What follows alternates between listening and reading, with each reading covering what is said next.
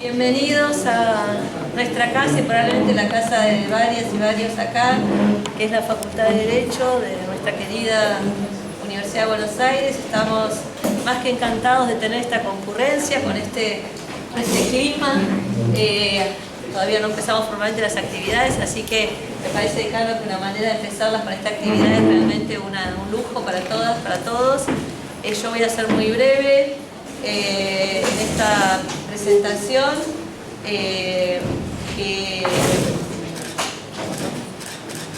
hace que tenga que decir solamente de mi alegría compartir esta mesa con una figura que siempre he admirado. Si bien yo no me dedico a sus temas, soy profesor, lo he seguido sobre todo sus últimos libros. También conocido la historia democrática a través de su mirada, por lo que se lo agradezco mucho, como tantos argentinos y argentinas. Todos lo conocen, al profesor Pablo Gerchunov, que pidió ser presentado como profesor de la Universidad de Itela, integrante del gabinete del expresidente Raúl Alfonsín. La actividad va... Egresado de la UBA. Bueno, bien, que lo diga usted. Yo dije, transmití lo que me pidieron que transmitiera. Entonces, así estamos todos como en una gran familia.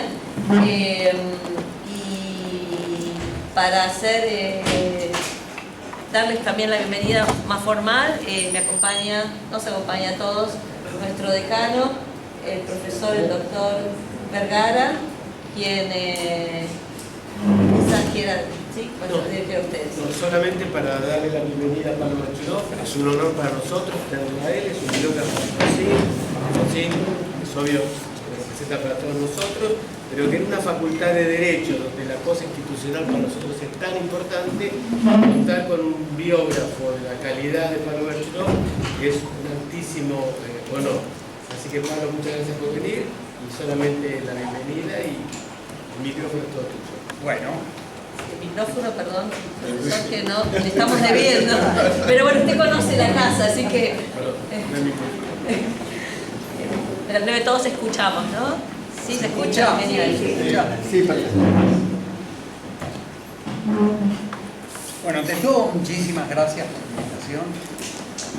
Es un placer realmente para mí, sobre todo estar con mucha gente que conoce facetas de la vida política de Alfonsín, que para mí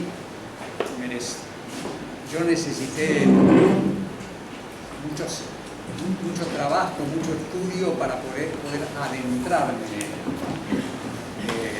en la medida en que quería escribir una biografía, no una cosa concentrada en algún aspecto.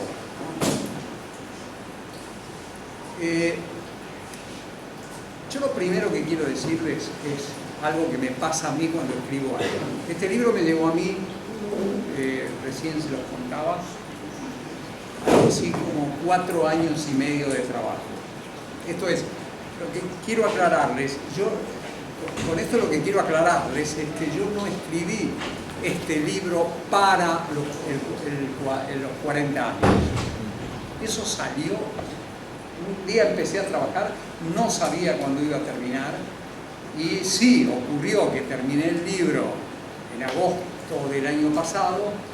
Eso, para eso me ayudó mucho la pandemia, porque me concentré muy intensamente en el libro en ese momento. Y lo terminé en julio, agosto del año pasado, y ahí sí, la editorial me dijo, no, pero hay que sacarlo rápido porque el año que viene y esas cosas que le aparecen a uno, los 40 años. Sí, ahí me di cuenta que venían los 40 años. Esto es acerca de la dinámica y el ritmo con el que yo escribí el libro. Lo segundo que quiero decirles, que es una cosa que me pasa siempre, es que yo le tengo terror a las cosas que escribí. Esto es, no quiero volver a ellas. Y como no quiero volver a ellas, tendría que ir al psicoanalista, porque aquello a lo que no quiero volver me persigue todo el tiempo. Pero eso me pasa, no es que me pasa con este libro, me pasa con todo lo que escribo, porque una vez que lo terminé, lo entregué y está en la editorial, yo digo, pero qué mamarracho hice.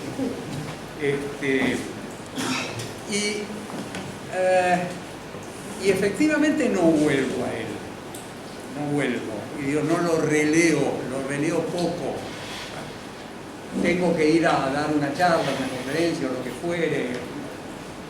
Y ahí, un poco temblorosamente, doy vuelta a las páginas rápido, las paso rápido para tratar de armarme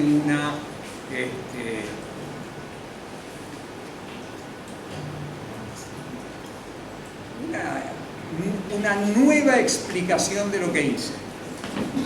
Esta vez no necesité ni abrir el libro por lo siguiente. Porque el hecho de no volver al libro hace que en mí aparezcan siempre, sobre todo lo que escribo, second thoughts. Esto es, segundos pensamientos sobre aquello que escribo. Y entonces hoy, más que hablar del libro, obviamente voy a estar dialogando con el libro todo el tiempo, lo que yo quiero transmitirles es qué me sugiere mi propio libro hoy. A diferencia, yo estuve en esta misma sala en diciembre, si no me acuerdo mal, y en ese momento yo tenía una distancia respecto al libro mucho menor. Ahora tengo una distancia mayor y entonces aparecieron esos segundos pensamientos. ¿Qué son esos segundos pensamientos? Todo esto está en el libro, solo que hay que releer, hay que leerlo de otro modo distinto, como yo mismo lo leí. ¿Qué son esos segundos pensamientos? ¿En qué se han concentrado estos segundos pensamientos? Yo les diría que se concentraron en un punto central, que es ¿cuál es el lugar de Alfonsín en la historia argentina? No cuál es el lugar de Alfonsín en la historia de la democracia de estos 40 años.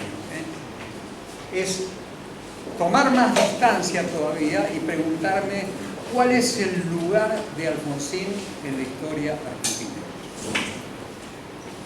Y me aparecieron algunas figuras con las que mi Alfonsín, cada uno tiene el suyo, que mi Alfonsín tiene algunos debates que no están del todo saldados, que están pendientes, no, a veces están saldados, a veces él lo explicitó en algunos escritos, sobre todo los escritos no en la cuestión argentina, el primer libro que escribió, sino más bien hacia el final de su vida. Hay algunas cosas que tienen que ver con lo que voy a decir ahora. Él habla de cosas de ese tipo, como las que voy a hablar.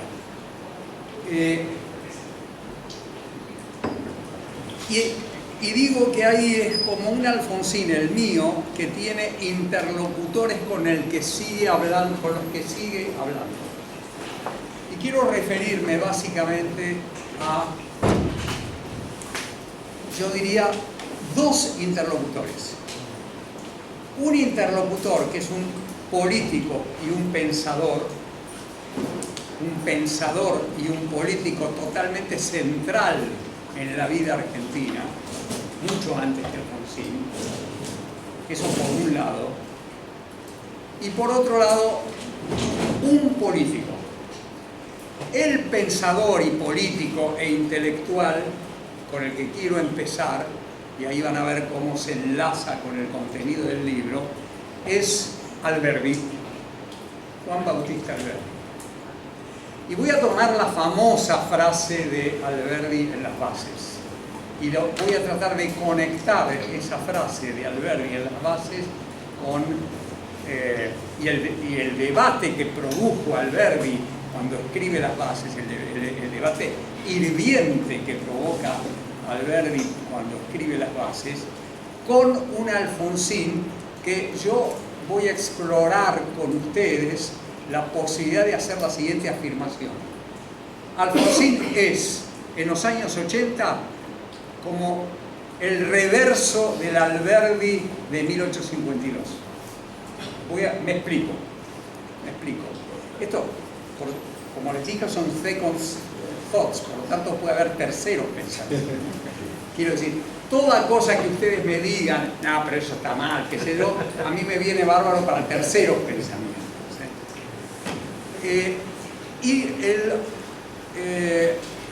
el otro actor, personaje político de la vida argentina, con el que lo quiero hacer dialogar a Alfonsín, porque notablemente Alfonsín dialoga poco con él. Acá estoy hablando, bueno, entre otras cosas porque esta persona de la que voy a hablar dialogaba públicamente nada, es con Irigoyen. Quiero decir, quiero hablar de Alberdi e Irigoyen en relación a un Alfonsín que está hoy discutiendo con ellos.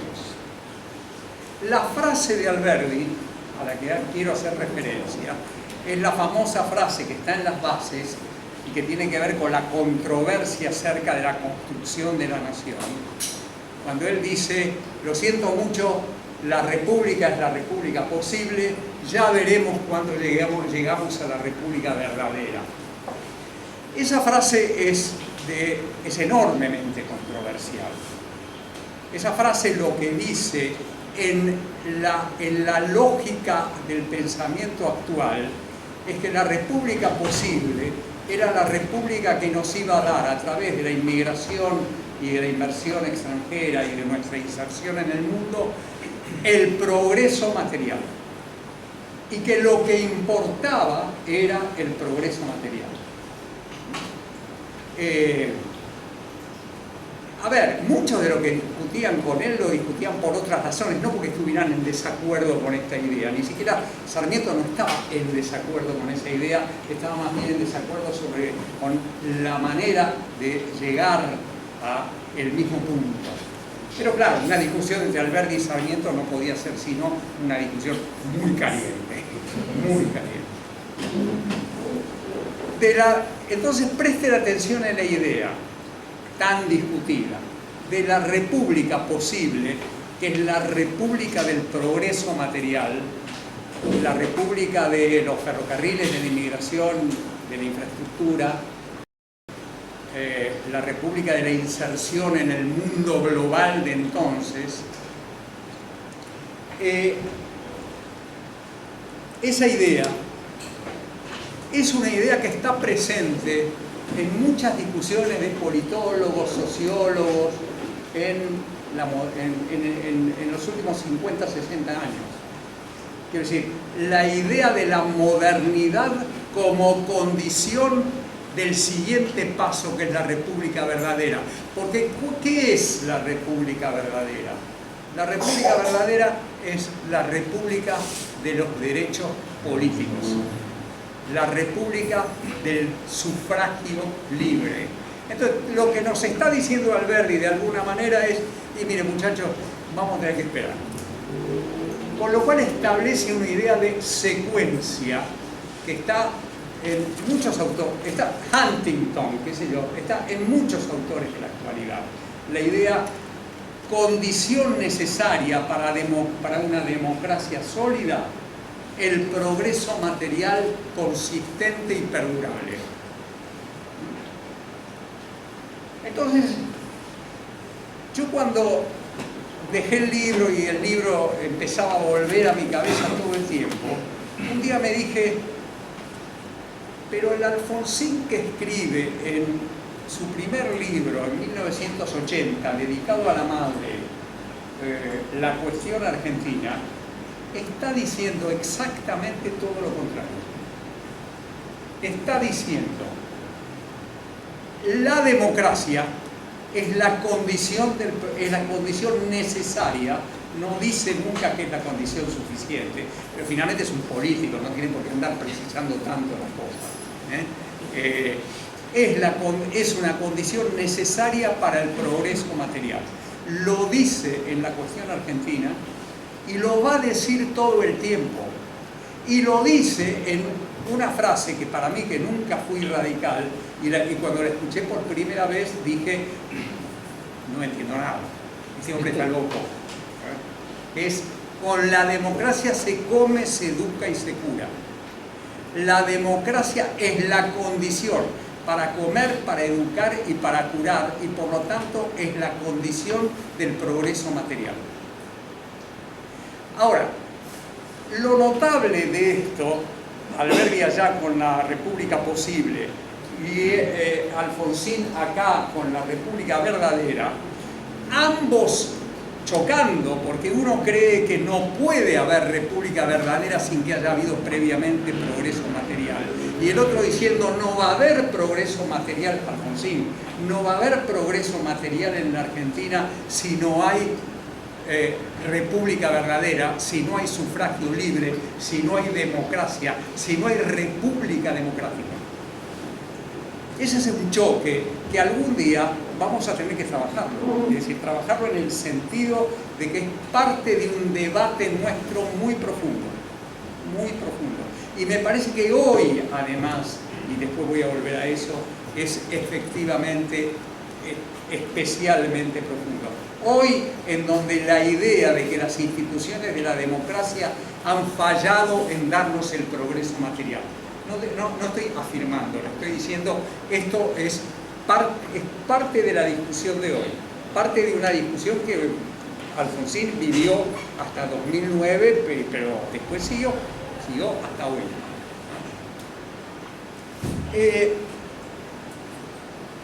Con la democracia se come, se educa y se cura.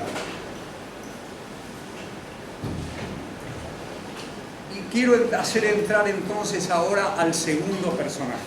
El segundo personaje es Irigoyen.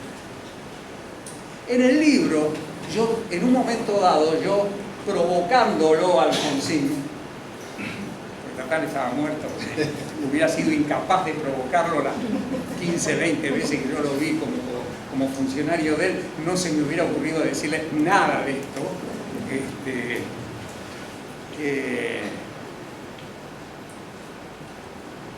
Irigoyen, quería decir esto, Irigoyen, porque yo digo en el libro, Raúl Alfonsín, Raúl Alfonsín no sabe que es alvearista. Eso está escrito. Yo lo escribo en el libro. Raúl Alfonsín no sabe que es alvearista. Y lo mantengo. Es una idea que mantengo. Es decir, Raúl Alfonsín no sabe, y ahora lo diría de este otro modo, no sabe todo lo que tiene de alvearista. Pero ahora, como si Alfonsín estuviera efectivamente persiguiéndome todo el tiempo, voy a tener que decir, sin dejar de lado el hecho de que hay algo muy profundo en lo que Alfonsín es un irigoyenista. ¿Y en qué sentido Alfonsín es un irigoyenista? En el sentido de que aquel hombre que no hablaba nunca, que no decía nada y que cuando escribía algo no se le entendía una palabra, hablo de Irigoyen, no de Alfonsín justamente, que no se le entendía nada, es a lo largo de su vida efectivamente el balbuceo de esto que estoy contándole yo ahora. Es la república verdadera como condición dogmática de cualquier otra cosa. La reparación, el sufragio libre, eso antes que cualquier otra cosa. Y todo lo que está pasando en la Argentina es el fruto de una república cerrada y oligárquica que está contra el sufragio libre, de modo que ese progreso material es un progreso que yo lo tengo que, diría Irigoyen, que yo lo tengo que poner en suspenso, porque no sé si de verdad existe como tal, y solo voy a poder saber que existe como tal en el momento en que se instale en la Argentina el sufragio libre y por lo tanto la república verdadera. Y ahí me di cuenta entonces que ese Alfonsín sobre el cual yo había escrito era en ese sentido profundamente irigoyenista. Con una diferencia que hace de la vida de Alfonsín, de toda la vida política de Alfonsín, un problema muy grande que contiene en la vida política de Alfonsín un problema muy grande. Y es que finalmente la idea alberdiana del progreso material, por más que el irigoyenismo la impugnara permanentemente porque no estaba presente el sufragio libre todavía como condición para que eso armara algo completo y verdadero, ¿no? Todo eso en Alfonsín tenía este problema. Alfonsín, a diferencia incluso del propio Irigoyen cuando toma la presidencia en 1916, no tiene detrás de sí los éxitos de aquella república posible de Alberdi. Alberdi escribió las bases en 1852. Irigoyen llega al gobierno en 1916. Entre un momento y el otro, el progreso material fue simplemente vertiginoso. Quiero decir, Irigoyen se montó sobre una Argentina que en términos puramente económicos lo que mostraba era un progreso difícilmente igualable por otras naciones de la tierra. Y Raúl se encontró con que la oportunidad política que tenía de construir una república en el sentido profundo, una república democrática, tenía atrás de sí, es decir, heredaba, a diferencia de la idea de la experiencia de Irigoyen, el no progreso material. Heredaba la dinámica económica caótica, además de heredar otra cosa que no se compadece con esta parte de la historia, que es el horror, el terror, la violación de los derechos humanos, ¿no? Entonces, Alfonsín mira un minuto hacia atrás, mira la economía y la sociedad de los años 70 y de los primeros años 80 y no encuentra lo mismo que va a encontrar Irigoyen. Por eso Irigoyen es, en términos de su mirada de la economía y de la sociedad, Irigoyen es un decimonónico, es un hombre del siglo XIX, es un hombre que no tiene, a diferencia del Partido Socialista de Juan B. Justo, Irigoyen no tiene nada que impugnarle a la arquitectura económica y social heredada. Sí, va a impugnarle como los propios conservadores ya lo están impugnando, como los propios conservadores reformistas sociales ya lo están impugnando, como el propio Pellegrini, adversario de Irigoyen, lo está impugnando, o Roque Sáenz Peña, o bueno, muchos que justamente se apartan del roquismo, primero por el problema del sufragio y segundo también por la cuestión social, ¿no? Y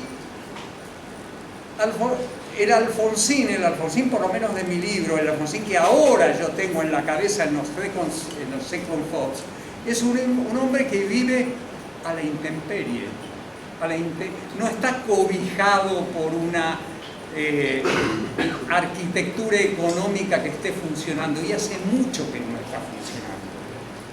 Entonces, el Alfonsín que yo conozco, el Alfonsín que yo no construí, sino que me terminé construyéndome a propósito del libro, no está pertrechado de una arquitectura de ideas para pensar el progreso material. Eso es muy propio del radicalismo, porque en tanto el radicalismo, el de Irigoyen, ponga en el centro de la escena la condición del sufragio libre para luego pensar el progreso material, obviamente entonces lo que va a terminar pasando, y lo que le pasó a Irigoyen, es que cada vez que se le presentaba a Irigoyen un debate de naturaleza económica, la respuesta de Irigoyen era el horror. Hay un debate extraordinario es el debate sobre proteccionismo o libre cambio, un debate, si no me acuerdo mal, de 1905 o 6, en donde Molina de Córdoba le dice, pero al final, ¿qué somos? ¿Somos proteccionistas si queremos industria o somos librecambistas si queremos una economía más abierta? Y es muy notable, yo los invito a ustedes que lo lean, justamente para ver lo que le pasa a Alfonsín como heredero de Irigoyen. Porque Irigoyen, leer esa respuesta, que si no está escrita por él, en todo caso, esas ideas están transmitidas por él. Lo que está escrito ahí, por decirlo de un modo delicado y técnico, no se entiende nada. No se entiende.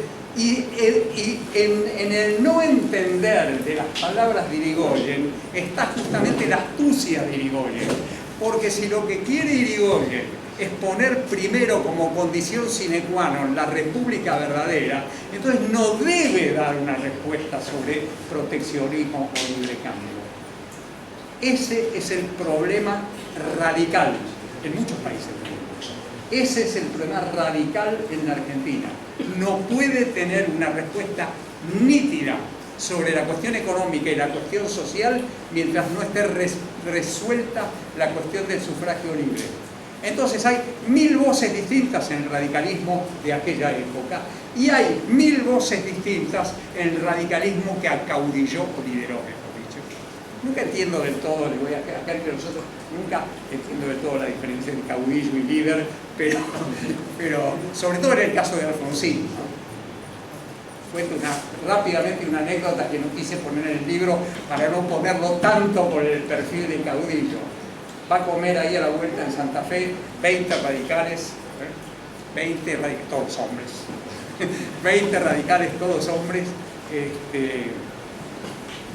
y tienen que hablar, además, anecdótico, ¿no? Pero Raúl, cualquier cosa, el más mínimo detalle que se discutiera políticamente, en cualquier cosa que se discutiera políticamente estaba involucrado la totalidad de la democracia. Concejal de Lomas de Zamora, no, pero tenemos que elegir bien porque esto y aquello, ¿no? ¿Por qué? Porque está en peligro, si no elegimos bien el concejal de Lomas de Zamora, está en peligro la democracia. Es una manera muy potente de decir enfoquémonos en lo que importa, ¿no? En una de esas comidas, eso quiere decir en todas las comidas, es solamente que yo conozco esta. En esa comida viene el mozo y Raúl, que le gustaba mucho esta comida, dice tallarines a la parisien. Tallarines a la parisien. ¿Y los demás? Y entonces Raúl lo mira al mozo y dice, no, para todos, porque para qué vamos a andar perdiendo el tiempo. Tallarines a la parisien para todos. Entonces yo te pregunto, ¿cómo lo llamo? ¿Caudillo o caudillismo o liderazgo? Es muy difícil no llamar a eso caudillismo, ¿no? Entonces lo que pasa, vuelvo al punto, ¿no? Porque esto era puramente anecdótico, vuelvo al punto.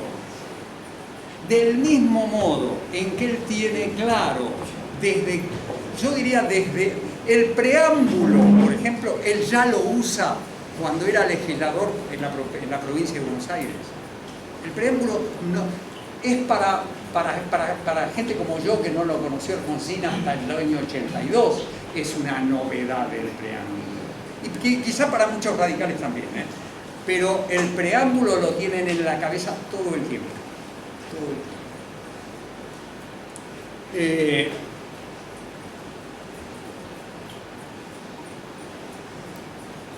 Vacío económico, indefinición económica, definición nítida acerca de lo prioritario.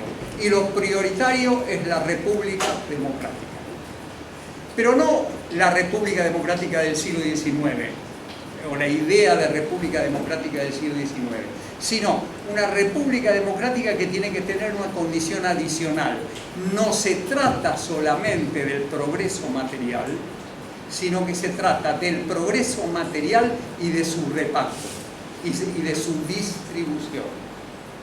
Entonces, agregamos algo que Irigoyen tiene y Alvear tienen, ambos lo tienen, todo el radicalismo lo tienen de una manera obviamente no tan nítida como la va a tener más adelante Alfonsín. Tiene la idea de que igualdad, distribución, igualitarismo, socialdemocracia es parte de la solución. Quiero decir, república verdadera no quiere decir para Alfonsín solamente la condición para el progreso material, sino que quiere decir república verdadera es la condición para el progreso material y para el reparto de los bienes del ingreso y para la distribución del ingreso. Y eso es obviamente una novedad, porque eso no es decimonónico.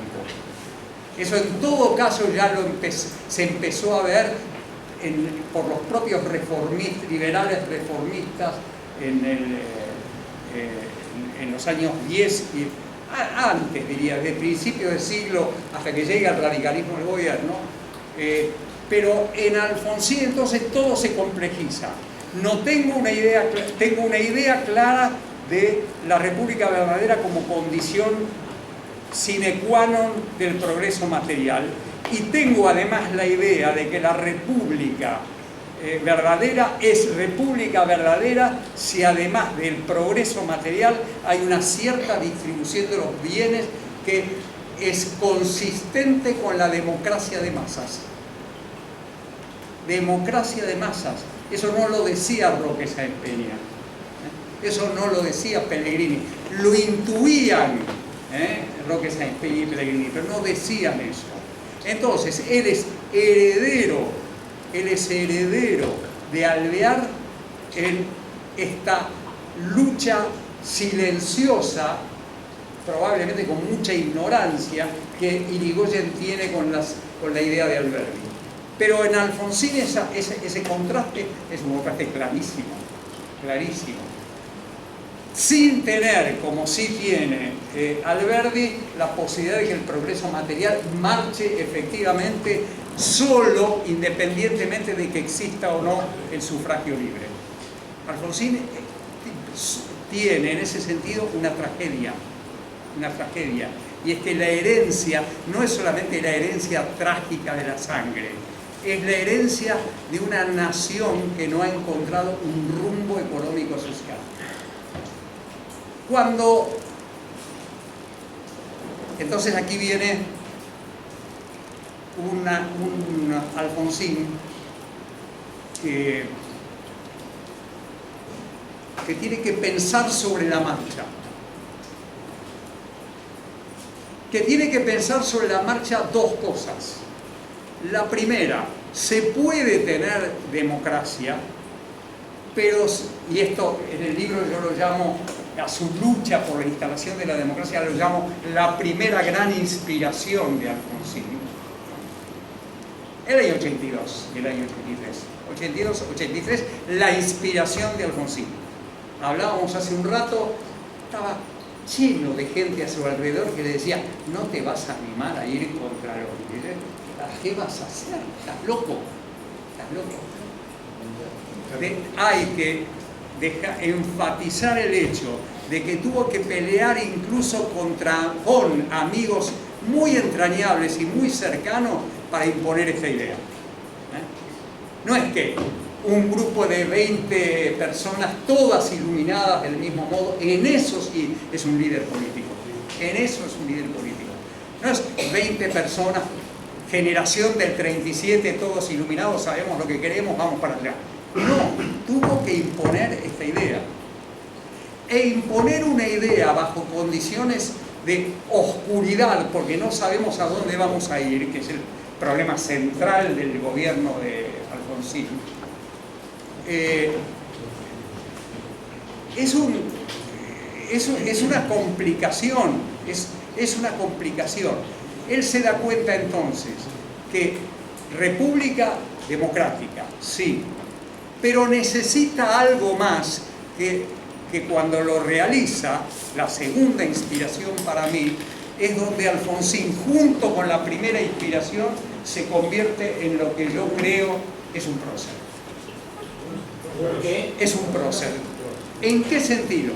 En el sentido, y ahí es alvearista, en el sentido de que es república democrática que le concede la existencia al otro. Y eso no es Irigoyen. Eso no es Irigoyen. Es probable que Irigoyen, bajo las condiciones que estaba viviendo, tuviera que ser mucho más duro, más autoritario que lo que fue, que lo que tenía en la cabeza Alvear y que lo que fue finalmente Alfonsín. Pero Alfonsín entendió un asunto. Entendió el asunto, que una república democrática, además de tender a una igualdad de oportunidad, a alguna forma de igualitarismo, la que querramos definir, se necesita otra cosa más, y es que el sistema político sea un sistema competitivo, que no ganen siempre los mismos. Pero esto es extraordinario, porque uno podría sentarse ahí, descansar y decir, ¿y qué tal Olof Palme, que estuvo como 60 años? No era bueno, por supuesto Alfonsín le hubiera gustado que su partido estuviera 60 años, y por supuesto él tenía en la cabeza el cargo de primer ministro, ministro coordinador o como se llamara, para seguir participando de la vida política, porque si Alfonsín no tenía esa ambición política, entonces no era un buen político. La reforma constitucional es una reforma constitucional que incorpora dos elementos. Uno personal, yo voy a seguir estando allí. Y otro de arquitectura institucional. Voy a armar una constitución que garantice la competencia política. Y en el momento, desde el momento en que vivimos en la Argentina, una república democrática con todos sus defectos, y una democracia competitiva con todos sus defectos, juntando esas dos cosas, yo digo, me levanto, digo, chapó, esto es un proceso. Esto es algo que construyó él, que no construyó Irigoyen, que no construyó Alvear, porque cada uno de ellos veía un pedacito del problema, que no construyó Mitre, a quien él, pero bien que lo tenía en la cabeza cerca, a Mitre, ¿no? Eso es Alfonsín. ¿Qué quiero decir con esto? Quiero decir que en la medida en que tomemos distancia, en la medida en que pasen los años, Alfonsín va a ser el constructor de una república democrática y competitiva, y ahora quiero subrayar esto, que nunca tuvimos con esos dos atributos en la Argentina. ¿Entienden lo que estoy diciendo? Estoy diciendo que nosotros no estamos viviendo la segunda ola democrática en la Argentina después de la de los años 20. No, estoy diciendo que la República Democrática y Competitiva nació en el 83. Bueno, por eso digo chapó. Por eso digo chapó. Todo esto está en el libro muy marginalmente, como ven, efectivamente, digo, obviamente ustedes leerán el libro o habrán leído el libro y encontrarán balbuceos de esto en el libro, pero nada, es simplemente Alfonsín que me persigue todo el tiempo y el libro que me persigue todo el tiempo, después de haberlo escrito, porque no quiero volver a leerlo. Un ratito más nada más, así, ¿eh? Un ratito. ¿Sí? ¿Puede ser? Sí, por supuesto. Dijimos la cuestión social, y con la cuestión social, bueno, a ver, República Democrática segunda, República Competitiva, democracia competitiva, segunda inspiración, se hace, y por eso yo lo llamo inspiración, se hace en un intercambio con Menem, que para mí es un capo laboro de la política. Yo sé que esto es muy controversial.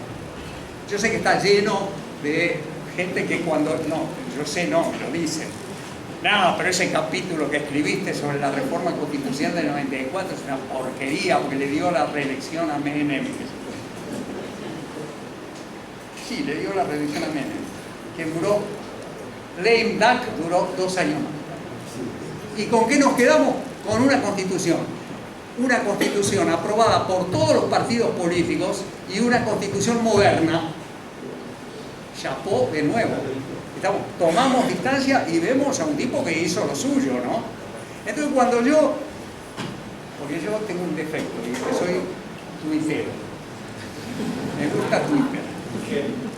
Entonces yo cuando digo cosas así, de pronto en Twitter digo, maravilloso Alfonsín y la reforma constitucional, pues le sacó a Menem, le dio a Menem 2 años a cambio de algo permanente. Todos me sacan una foto del diario mostrando el caos de 1989. Sí, por supuesto. No solamente el caos, sino que yo lo viví día a día. Yo personalmente lo viví día a día. Yo, los años 88 y 89, los viví, pero los viví con una intensidad que terminaron o no terminaron. En el medio hubo un panic attack que casi me saca del partido. Me sacó del partido por 2 meses y después volví al partido. Bastante bien, ¿no? No era fácil volver al partido. Este Alfonsín que estoy describiendo tiene claramente, con ese vacío que tiene sobre la economía, que va tratando de llenarlo en la era de las reformas económicas con... A ver, reforma del Estado para mí quiere decir el traslado de la capital. Yo creo que fui de los pocos economistas cercanos de los equipos de Raúl que estuvo a favor del traslado de la capital. Pero eso es debatible. En cambio, lo que no es debatible y que sí es una cosa permanente que está todavía hoy entre nosotros, es su idea de la integración en el mundo a través de algo que fue la anticipación del Mercosur. Falló, ¿saben qué? Hagan la cuenta si se quiere de la Argentina desde 1810. Y si no, hagan la cuenta desde de los últimos 40 años, de los 40 años que nos están importando en este año. ¿Saben qué? Fallaron todos. Con la economía ninguno acertó. En cambio, tenemos una arquitectura institucional que no falló. No falló, me gustaría verlo 20 años más a ver si no falló. Pero 40 años en la historia de un país que tiene 210 años, está bastante bien, digamos, ¿no? Como es, la innovación Alfonsín es una innovación que ha durado mucho. Y quiero terminar con esto. Con esto lo que quise es colocarlo a Alfonsín en un lugar de la historia argentina. Luces, sombras, que siempre hay un lugar nítido de Alfonsín en la historia argentina. Hay otros, por ejemplo, Siles Suazo tuvo hiperinflación en Bolivia. No existe. No existe como... No hay indicios permanentes de la existencia de Siles Suazo en la política boliviana. Más todavía, en Perú, el último APRA, que falló y que volvió al gobierno, tampoco ha dejado rastros. Más bien ha dejado un suicidio. Ha dejado un suicidio. Aquí estamos hablando de una arquitectura político-institucional permanente. Fallará en los próximos 20, en una de esas sí, pero duró 40. Yo tengo un reto que hacerle a Alfonsín, de nuevo los retos que acá. Tengo un reto que hacerle a Alfonsín porque no termino de entender. Y quizá ustedes me puedan ayudar. Mucho de lo que estoy diciendo, economía, arreglo con Menem, impugnación, yo diría, sin ningún matiz a las políticas económicas de Menem, que me parece a mí que fue un error, y eso sí, yo sé, varios se lo dijimos. Raúl, usted tenía su propia idea de reforma del Estado, ¿por qué no la pone sobre la mesa y la contrasta con la de Menem, en lugar de decir todo eso está mal y es neoliberalismo o neoconservadurismo? Bueno, no pudo ser. Pero entonces me viene todo el tiempo a la mente, después de haber escrito el libro, la siguiente idea. ¿Cómo puede ser que un hombre que hizo la campaña del 82-83, Capo Laboro acá hay alguna gente joven que no la vivió, pero Capo laboró extraordinario, extraordinario. ¿Qué hizo esa campaña? Que tuvo la capacidad de persuasión que tuvo Alfonsín en esa campaña y después más adelante muchas veces. Cómo ese hombre falló casi siempre en la batalla por el sentido de sus batallas políticas. Voy a poner ejemplos. Acá no va a pasar, pero si yo les dijera a ustedes, ¿qué pasó si yo fuera a la calle, digo, y le pregunto a alguien medianamente informado, escúchame, ¿qué pasó en Semana Santa? ¿Qué pasó en Semana Santa? Le dio todo lo que quería Rigo. Bueno, eso no es verdad. Eso no es verdad. Y es notable la incapacidad de un hombre con una capacidad retórica y persuasiva extraordinaria para doblar probablemente haya sido la hiperinflación, para doblarle el pulso al adversario retórico y decirle, yo no entregué nada. Más todavía, mis peores problemas en el campo militar los tuve después de Semana Santa y no antes. Segundo ejemplo, como lo vimos recién, no hay manera de que Alfonsín gane hoy, ayer, en el momento en que vivía, la batalla política por el significado de la reforma constitucional. Ya dijimos, salgo a la calle, pregunto, reforma constitucional, reelección de Menem. Tercero, ¿qué hizo en 2001 Alfonsín? Por supuesto, traicionó al presidente radical y lo entregó atado de pies y manos a la pandilla peronista dualdista. Lo creo todo el tiempo. El libro trata de decir que había una lógica muy densa